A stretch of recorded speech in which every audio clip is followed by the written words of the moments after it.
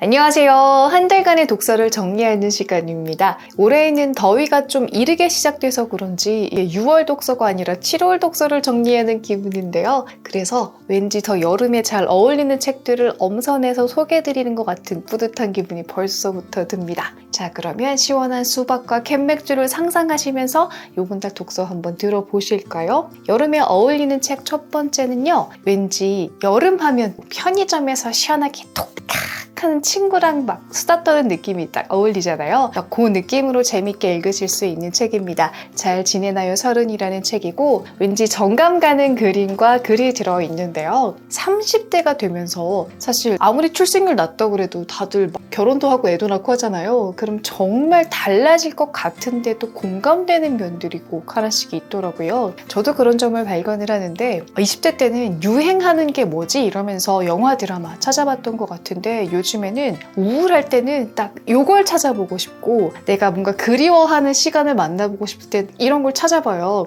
왜 엄마 아빠들이 재방송으로 하는 걸 좋아하시는지 알겠다, 조금 알겠다 싶은 것도 있거든요. 그런 것도 공감이 가고 사회 초년생일 때는 어려운 일이 있으면은 나 이거 어떻게 해야 되지? 나 진짜 무능력한가 봐. 엄청 불안해하고 호들갑 떨고 이랬는데 이제는 이게 얼마나 큰 성장통이 되려고 어려운 게 왔을까 하고 조금은 여유가 있게 되잖아요. 그런 면들에서 진짜 공감이 가더라고요. 어떤 느낌이냐면 막 엄청 유명한 성수동 핫플에 막 예약해서 가는 게 아니라 진짜 퇴근길에 갑자기 급 만남해가지고 친구랑 얘기하면서 야, 나이 먹는 건 다 똑같지 않냐? 그래도 우리 이렇게 만날 수 있어서 너무 좋다. 이런 편한 친구를 만나는 기분이에요. 그래서 30대 즈음이 되신 분들이라면 맞아 나도 이런 거 느꼈어. 나도 조금은 컸다고 느끼면서도 그러면서 자만하지 말자. 30대가 돼보니까 40대도 기대할 수 있을 것 같아. 이런 마음이 드시는 친구분들과 함께 나눠보시기 좋을 것 같은 책입니다.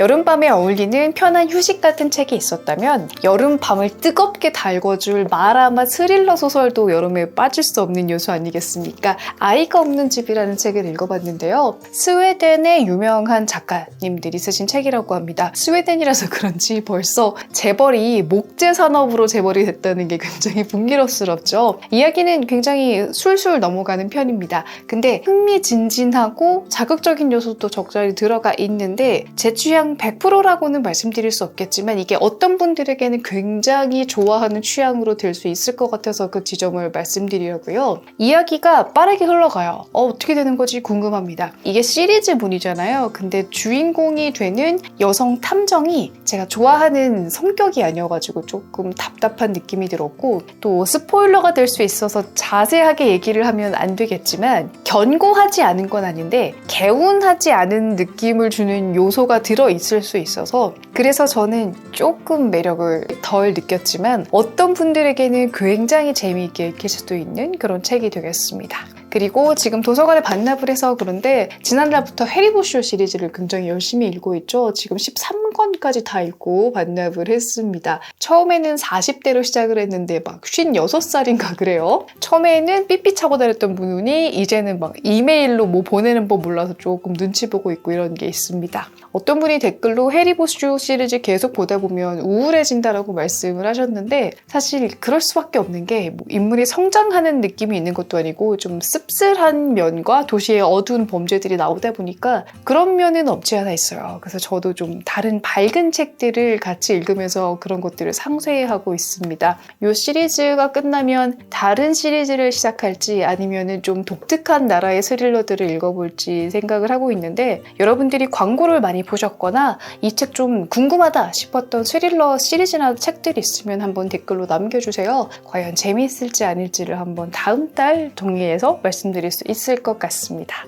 약간 의외의 책이 나오죠. 대머리 여가수입니다. 이번 달에 고전을 하나 읽어볼까 하다가 좀 두께가 얇기도 하고 오랜만에 희극 좀 읽어보자라고 선택을 했는데요. 되게 유명한 부조리 그게 하나입니다. 읽으면서 와 이거 되게 씁쓸하고 재미있는데 하실 수도 있고 뭐 이런 집단 독백 아무 말 대잔치 같은 걸 왜 읽는 거야? 라고 느끼실 수도 있겠습니다. 저는 가끔씩은 희극을 읽는 게 좋다고 생각을 하는 게 소설 읽는 거랑은 다르게 조금 더 상상력을 자극시켜주는 그런 기분이 듭니다. 실제로 텅 빈 무대에 내가 좋아하는 배우가 나만을 위해서 연기하고 있다.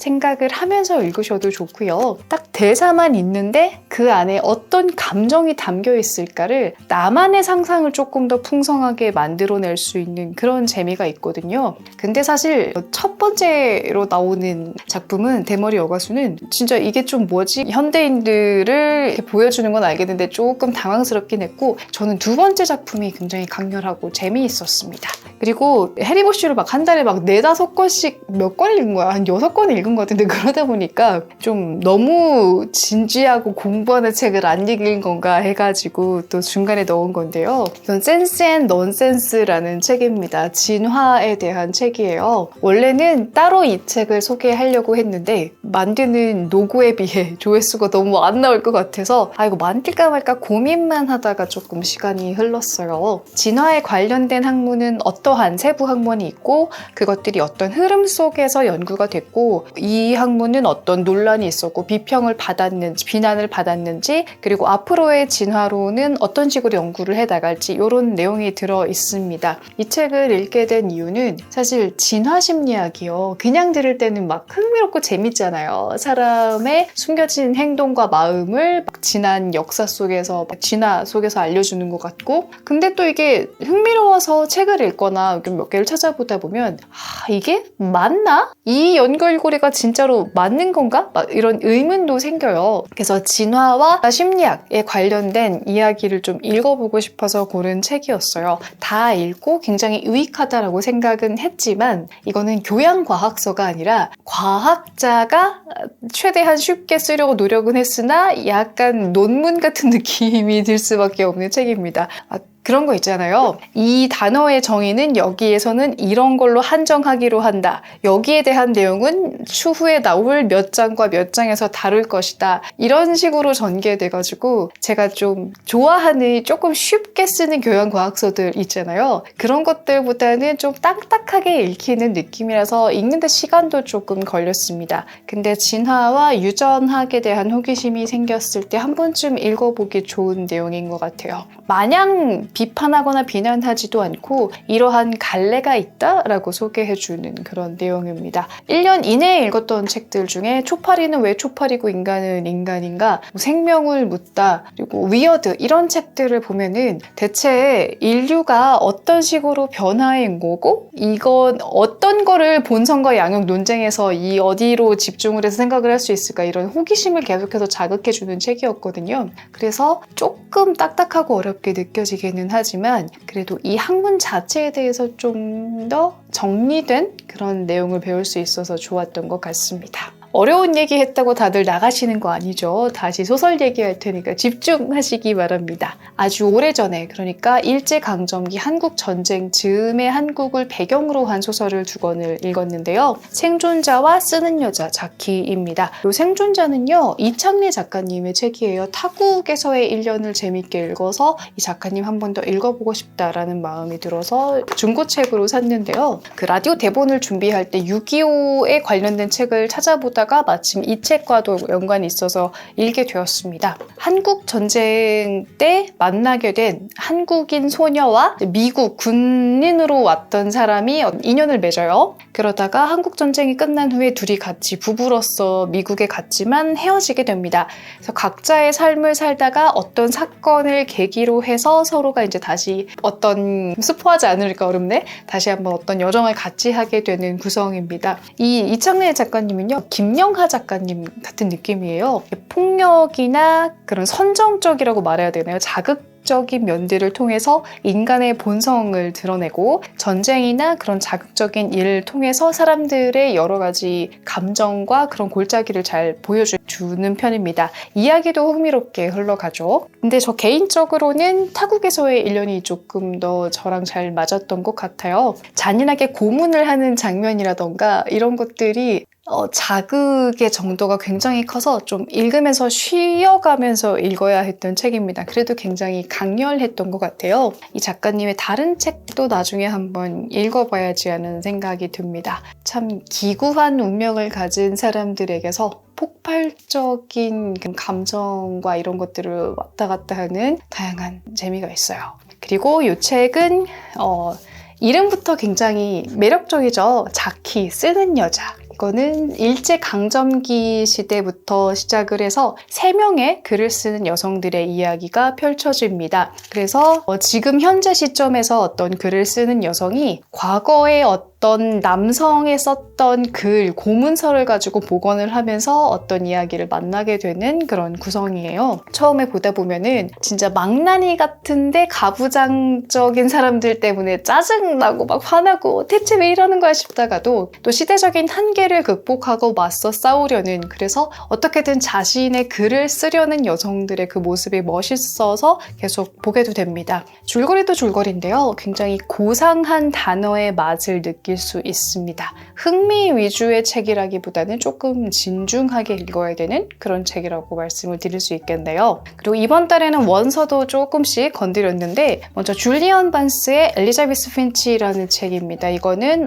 아마 올해 번역으로 나온다고 했던 것 같은데 궁금해서 참을 수 없어서 사서 읽어봤습니다. 읽으면서 느낀 건 제가 읽기에는 조금 어렵다. 근데 어려운 게 이게 무슨 어휘를 쓰고 이런 것도 있겠지만 내용 자체가 엘리자베스 핀치라는 어느 여성 강사가 문화에 대한 강의를 해요. 그래가지고 무슨 성녀 우르술라 이런 에피소드를 배경 지식을 알고 있으면 좀 더 쉽게 이해가 되는 그런 내용적인 어려움도 있었고, 이 작가님 자체가 영어라는 말을 굉장히 매력적으로 잘 쓰시더라고요. 뭐 접두사를 이용해서 조금 달라지는 어휘를 딱 대조되게 보여준다거나 이런 식으로 써가지고 그러면 이분이 썼던 그 예감은 틀리지 않는다도 원서를 읽으면 영어라는 딱 그 언어 자체가 주는 매력이 훨씬 더 있었겠다라는 생각이 드는 겁니다. 이 매력을 어떻게 번역하셨을까 이런 게 궁금해졌어요. 근데 좀 사전을 많이 찾아보다 보니까 진도가 안 나가서 굿니즈에서 평을 한번 찾아봤습니다.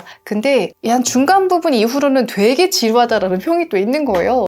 이거 좀 드리는 시간 대비 진도가 너무 덜 나가니까 그냥 나중에 번역된 걸 보고 생각나면 다시 찾아볼까라는 생각을 했습니다. 근데 문장이 내용이 좀 좋기는 해요. 고정관념을 깨워주는 그런 내용도 들어가고 있고, 인생에 대한 멋있는 말도 있는데 약간 인생 명언집이 너무 응축돼서 들어있는 건가 싶기도 하고 애매한 감정을 가지고 놔두고, 이게 그렇게 어렵다면 차라리 읽다 그만둔 요 클라라 와테형을 다시 한번 보자라고 봤더니 이거에 비하면 너무 쉬운 거예요. 그래서 마음에 들었습니다. 그리고 초반에 클라라 와테형에서 그 가게 안에서 로봇들이 막 전시되어 있을 때는 좀 재미가 없게 느껴졌었는데 그 폭포 놀러가는 에피소드부터는 또 이야기가 또 탄력이 붙더라고요. 그래서 요거를 읽고 많이 읽었는데, 이거 읽고 나를 보내지만가요? 그것도 한번 읽어볼까 싶습니다. 굉장히 쉽게 쓰시는데도 그 감정을 잘 녹여내시는 것 같더라고요. 이 작가님은 마음에 들었습니다. 내용 요약한 거 보니까 이 클라라와 태양보다는 나를 보내지마가 제가 좀 더 재밌게 읽을 수 있지 않을까라는 생각이 들었어요. 올해 들어서 원서의 재미를 느끼고 있는데 어렵지 않게 쓰시고 되게 재미있는 것 같습니다.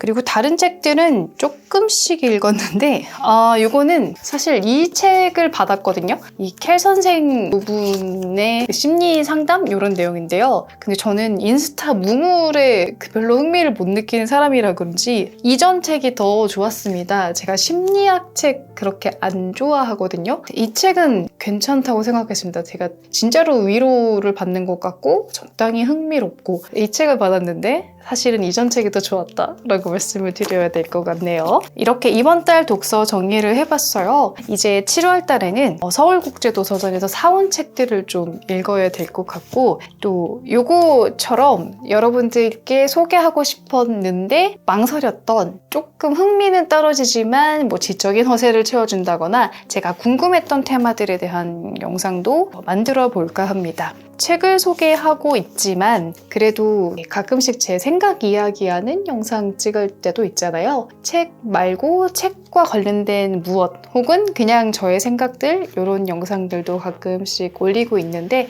그냥 편하게 수다 떠는 느낌으로 저와 조금 친해졌다는 느낌으로 봐주셔도 고맙겠습니다. 자, 그러면 여러분 한여름 너무 더위 타지 마시고 독서로 재미있게 이겨내 보시고요. 우리는 다음 달에도 만납시다. 처음 보신 분들은 구독 잊지 마시고 계속 만나요. 안녕.